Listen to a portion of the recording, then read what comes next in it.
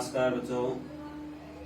आज हम अपने YouTube चैनल के माध्यम से आरबीसी क्लास 9 का पहला पाठ फ्रांसीसी क्रांति के बारे में पढ़ेंगे।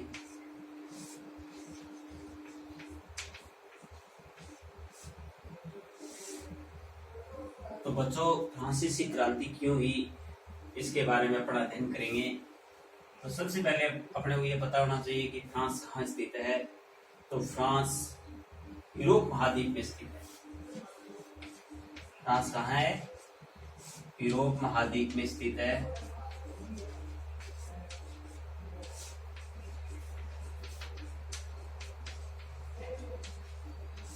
इसकी राजधानी क्या है? पेरिस है। राजधानी पेरिस है।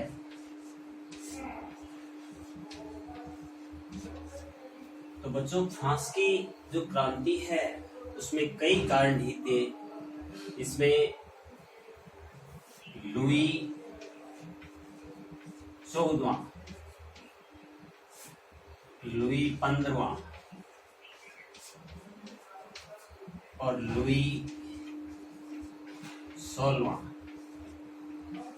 इन तीनों का बहुत बड़ा योगदान रहा फ्रांसीसी क्रांति कराने में। और ये बुर्बो वंश से संबंधित थे। बुर्बो वंश, ये यानी बुर्बो वंश से संबंधित थे। इसमें लुई 15वां तो विलासी शासक था। ये विलासी शासक, और लुई 16वां था वो अयोग्य शासक था। अयोग्य शासक। और लुई 14वां ये युद्धों में रत रहा।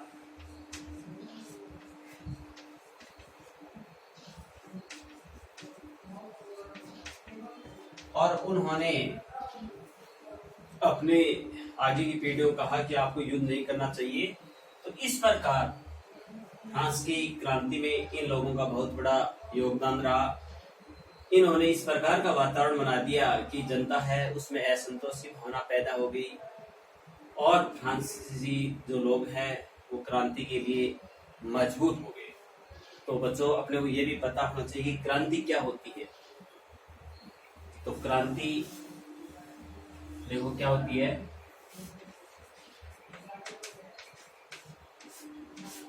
जब किसी भी चीज में, किसी भी स्थिति में जब अचानक परिवर्तन होता है, अचानक परिवर्तन होता है, तो उस स्थिति को अपन क्या कहते हैं? क्रांति कहते हैं।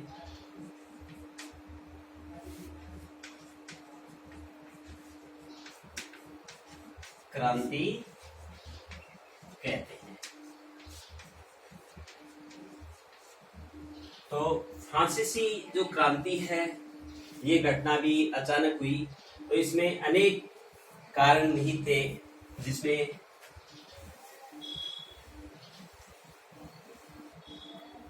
सामाजिक कारण हैं,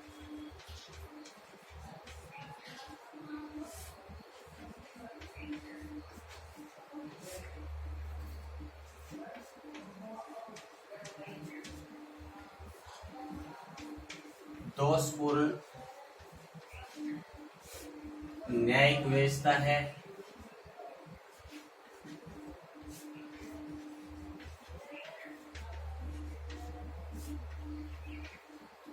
और आर्थिक कारण है।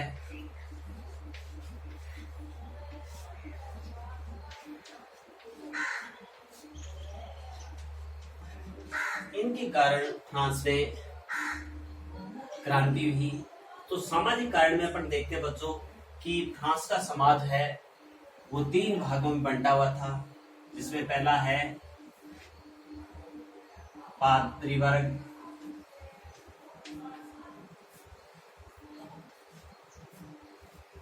पादरी वर्ग है, ये कैथोलिक धर्म से संबंधित थे और इनको लगभग 40% संपत्ति इनके अधिकार क्षेत्र में थी। दूसरा कुलीन वर्ग। कुलीन वर्ग में राजा और उसके आसपास के जो लोग थे वो आते थे, और ये पादरी वर्ग और जो कुलीन वर्ग है इन पर कोई कर नहीं लगता था, कर मुक्त थे ये। और तीसरा वर्ग जो वंचित वर्ग था, इसको अपन अधिकार विहीन वर्ग भी कह सकते हैं। इसमें किसान, मजदूर, जो अन्य जो भी शिल्पकार, कर्मचारी जो भी आते थे, वो डॉक्टर, इंजीनियर, वो सब तीसरे वर्ग में आते थे। ये लोग अधिकारों से वंचित थे, तो इन्होंने अपने अधिकारों की रक्षा के लिए फ्रांस में क्रांति करने का बीड़ा उठाया। और इसके बाद में 14 जुलाई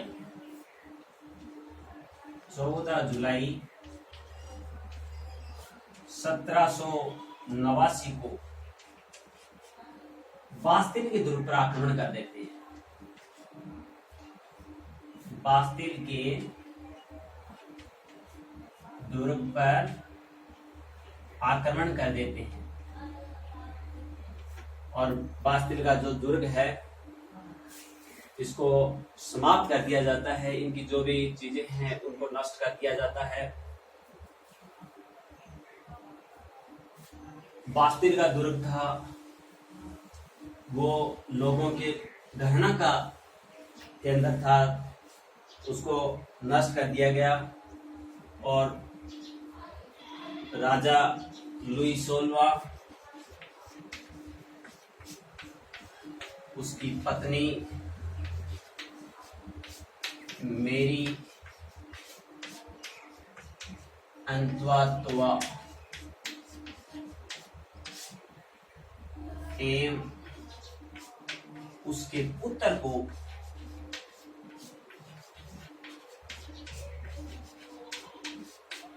घसीट कर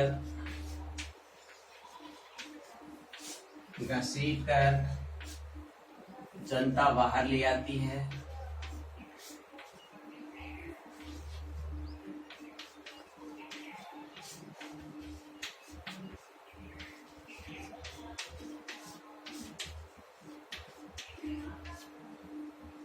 और इसी तरीके से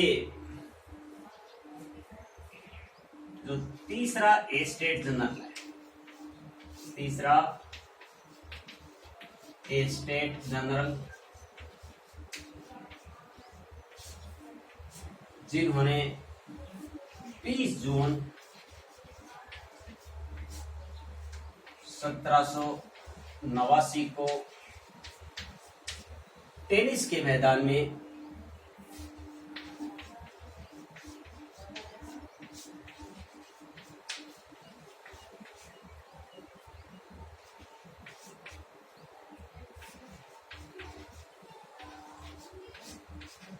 शपथ लेते हैं कि जब तक अपन फ्रांस को स्वतंत्र नहीं करवा देते तब तक अपन एक रहेंगे, और इसे इतिहास में टेनिस कोर्ट की शपथ के नाम से जाना जाता है।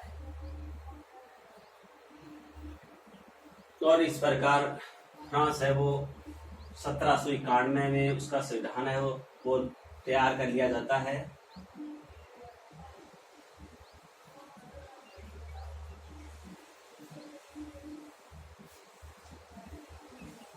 और फ्रांस के लोगों पर 2 महत्वपूर्ण कर लगते थे, एक तो टाइथ कर और एक टाइल कर। तो ये टाइथ कर एक धार्मिक कर था।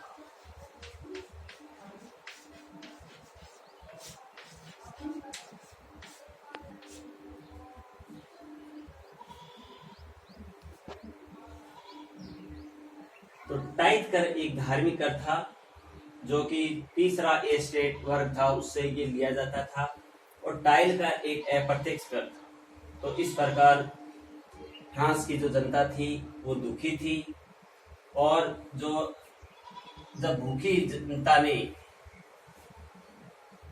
राजा से कहा कि हमें अनाज दीजिए, तो रानी लुईस जो 16 उसकी पत्नी, उन्होंने कहा कि आप केक क्यों नहीं खा लेते।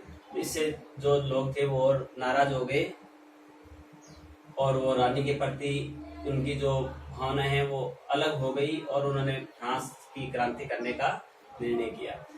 और बाकी बच्चों आगे पढ़ेंगे अपन कल। थैंक्स।